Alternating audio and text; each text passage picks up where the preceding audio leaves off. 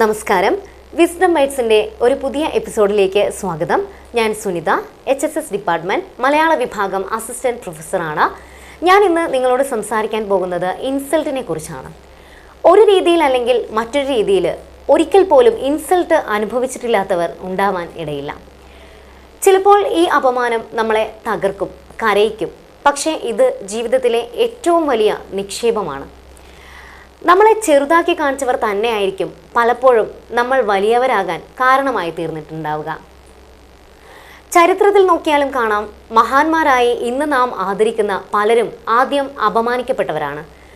അവരുടെ കഴിവുകളെ ആരും വിശ്വസിച്ചിരുന്നില്ല.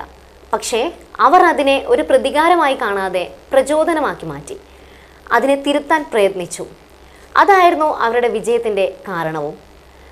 ജീവിതത്തിൽ നമ്മളെ ഏറ്റവും കൂടുതൽ വേദനിപ്പിക്കുന്നത് ഇൻസൾട്ട് തന്നെയായിരിക്കും.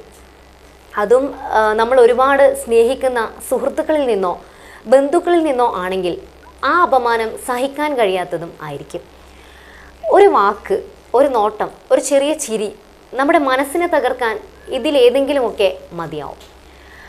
ഒരാൾ നിന്നെക്കൊണ്ട് ഒന്നിനും കഴിയില്ല എന്ന് പറയുമ്പോഴേക്കും നമ്മുടെ ഹൃദയം തകർന്നു പോകും.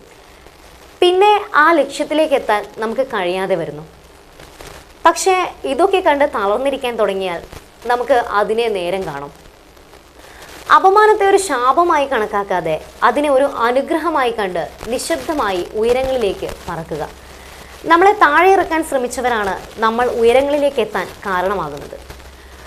ഒരു ദിവസം നിന്നെക്കൊണ്ട് ഒന്നിനും കഴിയില്ല എന്ന് പറഞ്ഞവർ തന്നെ നമ്മുടെ വിജയം കണ്ട് സന്തോഷത്തോടെ അല്ലെങ്കിലും കയ്യടിക്കും.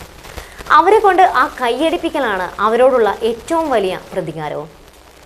ഇൻസൾട്ട്, അതെ, അതൊരു വേദനയാണ്. പക്ഷേ അതിനകത്ത് ഒളിഞ്ഞിരിക്കുന്നത് ഒരു തീയാണ്. ആ തീ നമ്മളെ കത്തിക്കാനുള്ളതാവരുത്, പകരം നമ്മളെ പ്രകാശിപ്പിക്കാനുള്ളതാവണം.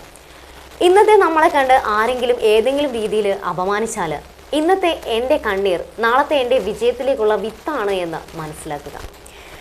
ഇൻസൾട്ടുകളിൽ തകർന്നു പോകാതെ നമ്മുടെ ലക്ഷ്യം എന്താണോ അതിലുറച്ച് അതിനു വേണ്ടി പ്രയത്നിക്കുക. അപ്പോൾ വിജയം നമ്മളെ തേടിയെത്തും. നന്ദി, നമസ്കാരം.